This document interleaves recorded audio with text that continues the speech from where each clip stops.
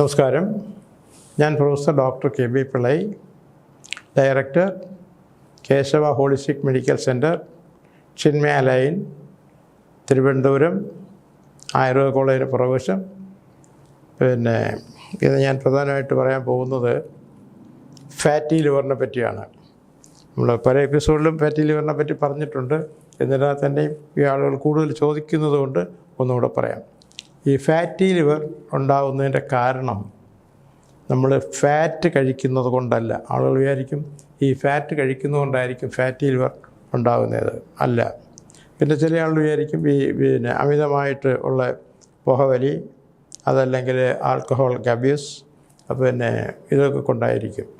പക്ഷേ ഇത് പ്രധാനപ്പെട്ട കാര്യങ്ങളാണെങ്കിൽ തന്നെയും ഫാറ്റി ലിവറിൽ നമ്മുടെ ജനസംഖ്യയിൽ നല്ലൊരു ശതമാനം കുട്ടികളിൽ തന്നെ വളരെ ചുരുക്കം ഉണ്ടാകുന്നുണ്ട്. ബാക്കിയുള്ളതെല്ലാം നമുക്ക് ഫാറ്റി ലിവറിൻ്റെ കാണാൻ സാധിക്കും. ഇപ്പോൾ ആര് വന്നു കഴിഞ്ഞാൽ നമ്മളൊരു അൾട്രാസൗണ്ട് സ്കാൻ ചെയ്ത് കഴിഞ്ഞാൽ ഫാറ്റി ലിവർ കാണിക്കും.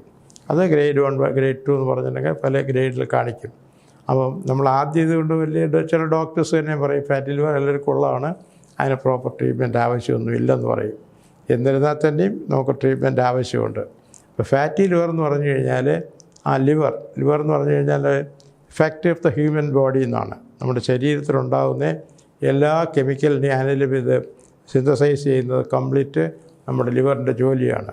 അപ്പോൾ ലിവറാണ് നമ്മൾ എന്ത് ആഹാരം കഴിച്ചു കഴിഞ്ഞാലും ഇതിനെ സ്റ്റൊമക്കെല്ലാം കഴിഞ്ഞിട്ട് ആമാശയം കഴിഞ്ഞിട്ട് ഇതെല്ലാം ചെന്ന് കഴിഞ്ഞാൽ തന്നെയും ലിവറിൻ്റെ നമ്മുടെ ജോലിയാണ് നമ്മുടെ ബോഡിയെ ടോക്സിഫൈ ചെയ്യുക, എന്ന് പറഞ്ഞാൽ വിഷാംശമുള്ളതൊക്കെ വെളിക്കളയുക എന്നുള്ളത്. ഫാറ്റി ലിവർ ഉദാഹരണം നമ്മുടെ ഈ ഷുഗറിനെ പറ്റി തന്നെ പറയാം. ഇപ്പോൾ ഷുഗർ എന്ന് പറഞ്ഞു കഴിഞ്ഞാൽ പഞ്ചസാരയാണ്. അതിൽ വൈറ്റ് ഷുഗറുണ്ട്. ഈ വൈറ്റ് ഷുഗർ എന്ന് പറഞ്ഞാൽ മോസ്റ്റ് ഡേഞ്ചറസ് ആണ്. അപ്പോൾ ഈ വൈറ്റ് ഷുഗർ ഉണ്ടാക്കുന്നതെന്ന് പറഞ്ഞു കഴിഞ്ഞാൽ ഈ കരിമ്പാട്ടിയിട്ട് അതിനെ ബ്ലീച്ച് ചെയ്യും. ആ ബ്ലീച്ചിങ് ചെയ്യുന്ന സൾഫർ ഡയോക്സൈഡാണ്. അത് വലിയ ഹൈ കെമിക്കൽസാണ്. അത് നമ്മുടെ പല്ലിനെയും എല്ലിനെയൊക്കെ തകർത്ത് കളയും. അപ്പോൾ അതുകൊണ്ട് നിങ്ങളാരും ഈ വെള്ള പഞ്ചസാര ഉപയോഗിക്കുന്നതിന് പകരം ബ്രൗൺ ഷുഗർ എന്ന് പറഞ്ഞാൽ ബ്ലീച്ച് ചെയ്യാത്തതാണ് ബ്രൗൺ ഷുഗർ. അത് എല്ലാ സ്റ്റോറുകളിലും നമുക്ക് ബ്രൗൺ ഷുഗർ അവൈലബിളാണ്. അപ്പോൾ നിങ്ങളോട് കുഞ്ഞുങ്ങളോട് ചെയ്യുന്ന ഏറ്റവും വലിയൊരു അബദ്ധം അല്ലെങ്കിൽ ഒരു ദോഷമെന്ന് പറഞ്ഞു കഴിഞ്ഞാൽ ഈ ഷുഗർ പ്രോഡക്ട്സ് ഉള്ള യാതൊരു പ്രോഡക്ട്സും കൊടുക്കാതിരിക്കുക, പ്രത്യേകിച്ച് വൈറ്റ് ഷുഗർ. അതിന് പകരം നമ്മൾ ഉപയോഗിക്കേണ്ടത് ബ്രൗൺ ഷുഗർ എന്ന് പറഞ്ഞാൽ ബ്ലീച്ച് ചെയ്യാത്തതാണ്. അതായത് ബ്രൗൺ ഷുഗർ, ഈ ഷുഗർ ബ്ലീച്ച് ചെയ്യുന്നത് സൾഫർ ഡയോക്സൈഡ് ഹൈ കെമിക്കലാണ്. അത് നമ്മൾ നേരത്തെ പറഞ്ഞ പോലെ പല്ലിനെ എല്ലിനെ അത് ദ്രവിപ്പിച്ച് കളയും. അപ്പോൾ നമ്മൾ സ്ഥിരമായിട്ട് നമ്മൾ ബ്രൗൺ ഷുഗർ സാധാരണ ഈ വെള്ള പഞ്ചസാര ഉപയോഗിച്ച് കഴിഞ്ഞാൽ ഇതെന്തിനാണ് ഷുഗറിൻ്റെ കാര്യം പറയുന്നത്? ഇത് നമ്മുടെ ബോഡിയിൽ ചെന്നിട്ട് ഇത് കാർബോഹൈഡ്രേറ്റ് എന്നാണ് ഇതിന് പറയുന്നത്. ഷുഗറിൻ്റെ ഇത് നമ്മുടെ ബോഡിയിൽ ബോഡിയിൽ ചെന്നിട്ട് അത് ഫാറ്റായിട്ട് കൺവെർട്ട് ചെയ്യും. ഇപ്പോൾ ഉദാഹരണം നമ്മൾ പറയുമ്പോൾ നമ്മൾ ഫാറ്റി ഫുഡൊന്നും ഉപയോഗിക്കുന്നില്ല, പക്ഷേ പഞ്ചസാര ഉപയോഗിച്ച് കഴിഞ്ഞാൽ നമ്മുടെ ബോഡി ചെന്നിട്ടത് ഫാറ്റായിട്ടാണ് കൺവെർട്ട് ചെയ്യുന്നത്. ഇപ്പോൾ നമ്മൾ ഇറച്ചിയും മീനെ അതുപോലെ കൂടുതൽ പ്രോട്ടീൻ അതേ എഫക്റ്റ് തന്നെ ഇതുണ്ടാക്കും. കാരണം ഷുഗർ ഉണ്ടാക്കും. അത് നല്ല ഫാറ്റും അല്ല. പക്ഷേ നല്ല ഫാറ്റുണ്ട്, അത് നമുക്ക് അത്യാവശ്യ കാര്യമായിട്ട് നമുക്ക് ഉപയോഗിക്കാം. അത് വെജിറ്റബിൾസ് ആശ്രയിക്കുന്ന ഫാറ്റുകളായിരിക്കും നല്ലത്. അപ്പോൾ ഞാൻ ഈ പറഞ്ഞെങ്കിൽ തന്നെ ഫാറ്റി ലിവറാണ്. അപ്പോൾ ഈ ലിവർ നമ്മൾ ഫാറ്റി ലിവർ ആദ്യം കാണിച്ച് നമ്മൾ ചെയ്തില്ലെങ്കിൽ പിന്നെ അത് സീറോസ് ഓഫ് ദി ലിവറായിട്ട് മാറും. സീറോസ് എന്ന് പറഞ്ഞു കഴിഞ്ഞാൽ കുറച്ചുകൂടെ കട്ടിയാവും. പിന്നെ അത് കഴിഞ്ഞിട്ട് ഈ സീറോസ് ഓഫ് ദി ലിവർ വന്നു കഴിഞ്ഞാൽ പിന്നെ നമുക്ക് ജോണ്ടിസ് പോലുള്ള എല്ലാ ലക്ഷണങ്ങളും കാണിക്കും. ആഹാരം കഴിക്കാൻ പറ്റില്ല, അതുപോലെ ആഹാരം കഴിച്ചാൽ തന്നെ ദഹിക്കില്ല, അതുപോലെ മനസ്സിനെ അത് എഫക്റ്റ് ചെയ്യും. കാരണം ഈ ലിവറും ഈ മനസ്സുമായിട്ട് വളരെ ബന്ധമാണ്. ഇപ്പോൾ ലിവർ പേഷ്യൻ്റ് ഉദാഹരണം നമുക്ക് ലിവറിനുണ്ടാകുന്ന പ്രധാന അസുഖം എന്ന് പറഞ്ഞു കഴിഞ്ഞാൽ ജോണ്ടിസാണ്, മഞ്ഞപ്പിത്തം.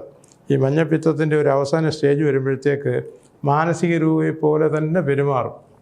അപ്പോൾ ആ ലിവറിൻ്റെ പ്രാധാന്യം ഒന്ന് ആലോചിച്ച് ചോദിക്കണം. അപ്പോൾ ലിവറും നമ്മുടെ മനസ്സുമായിട്ട് അത്രയും ബന്ധപ്പെട്ടിരിക്കുന്നു. അപ്പോൾ അതിനുള്ള പ്രതിവിധി എന്ന് പറഞ്ഞു കഴിഞ്ഞാൽ നമ്മളൊരു നല്ലൊരു ക്വാളിഫൈഡ് ഡോക്ടറെ കണ്ട് അവരുടെ ഉപദേശം വാങ്ങിക്കണം. എന്നിട്ട് നമ്മൾ ആഹാര നിയന്ത്രണമാണ് ഏറ്റവും നല്ലത്. അപ്പോൾ ഫാറ്റി ലിവർ അല്ല ഏത് എങ്കിൽ കഴിഞ്ഞാൽ തന്നെയും നമ്മൾ ഉപയോഗിക്കേണ്ടത് മാക്സിമം ഫ്രൂട്ട്സും വെജിറ്റബിൾസുമാണ്. പിന്നെ അതുപോലെ തന്നെ നമുക്ക് വെള്ളം ദിവസം ഒരു 10 ഗ്ലാസ് വെള്ളമെങ്കിൽ നമുക്ക് മിനിമം കുടിക്കാം. അതായത് 3 to 4 liters ഓഫ് വാട്ടറാണ് നമുക്ക് വേണ്ടത് ഒരു ദിവസത്തെ നമ്മുടെ ശരീരത്തിൻ്റെ പ്രവർത്തനത്തിന് വേണ്ടിയിട്ട്. അത് ബ്ലഡിൻ്റെ ആയാലും കൊള്ളാം, പിന്നെ ബ്രെയിൻ്റെ ആയിക്കുള്ള എല്ലാത്തിനും കൂടെ നമുക്ക് അത്രയും വെള്ളം ആവശ്യമുണ്ട്. അതുപോലെ തന്നെ കിഡ്നിക്കും ആവശ്യമുണ്ട്. അപ്പോൾ ഇത് നമ്മൾ ഈ ഫാറ്റി ലിവർ നോക്കി അത് കൺവേർട്ട് ചെയ്ത് സീറോ ഓഫ് ദ ലിവർ ആവും. അതും നമ്മൾ ഇത് പ്രോപ്പർ ട്രീറ്റ്മെൻറ്റ് ചെയ്തില്ലെങ്കിൽ പിന്നെ അത് ക്യാൻസറായിട്ട് കൺവേർട്ട് ചെയ്യും. അപ്പോൾ ക്യാൻസർ വന്നു കഴിഞ്ഞാൽ അറിയാമല്ലോ. പിന്നെ അതിന് പിന്നെ അവസാനത്തെ ട്രീറ്റ്മെൻറ്റ് എന്ന് പറഞ്ഞു കഴിഞ്ഞാൽ ലിവർ ട്രാൻസ്പ്ലാന്റേഷനാണ്. എന്ന് പറഞ്ഞു കഴിഞ്ഞാൽ ലിവർ മാറ്റി വെക്കാൻ പറ്റില്ല. അതിൻ്റെ ലിവറിൻ്റെ 1/3. അത് വളരെ കോസ്റ്റ്ലിയാണ്. ലക്ഷക്കണക്കിന് രൂപ നമുക്ക് ചിലവായി. എന്നാൽ തന്നെ അത് വിജയിക്കണമെന്നില്ല. അപ്പോൾ അതുകൊണ്ട് നമ്മളൊരു ഫാറ്റി ലിവർ കണ്ടു കഴിഞ്ഞാൽ നമ്മൾ ഡോക്ടർ ഉപദേശപ്രകാരം നമ്മൾ മാക്സിമം ഫ്രൂട്ട്സ് കഴിക്കുക, വെജിറ്റബിൾസ് കഴിക്കുക, അതുപോലെ ഷുഗർ ആൻഡ് ഷുഗർ പ്രോഡക്ട്സ് വളരെ കുറയ്ക്കുക.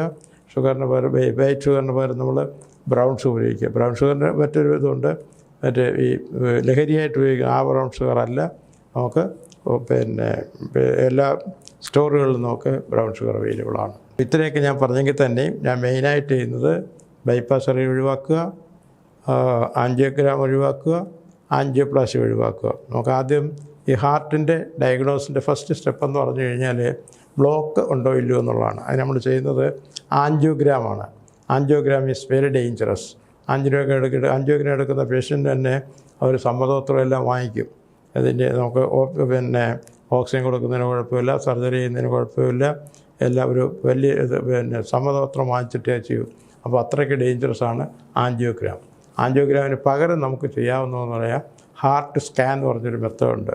അതിന് യാതൊരു ദോഷവശങ്ങളും ഇല്ല, കുത്തിവയ്ക്കേണ്ട ഒന്നും വേണ്ട. പിന്നെ നമുക്ക് ECG എടുക്കുന്ന അതേ പ്രോസസ്സ് തന്നെ ചെയ്യും. പക്ഷേ നമുക്ക് കേരളത്തിൽ ഹാർട്ട് സ്കാനർ സംവിധാനമില്ല. നമുക്ക് അടുത്തൊരു സ്ഥലം എന്ന് പറഞ്ഞു കഴിഞ്ഞാൽ നാഗർകോയിൽ ഇരുദയ ഹോസ്പിറ്റൽ എന്ന് പറഞ്ഞൊരു ഹോസ്പിറ്റലുണ്ട്.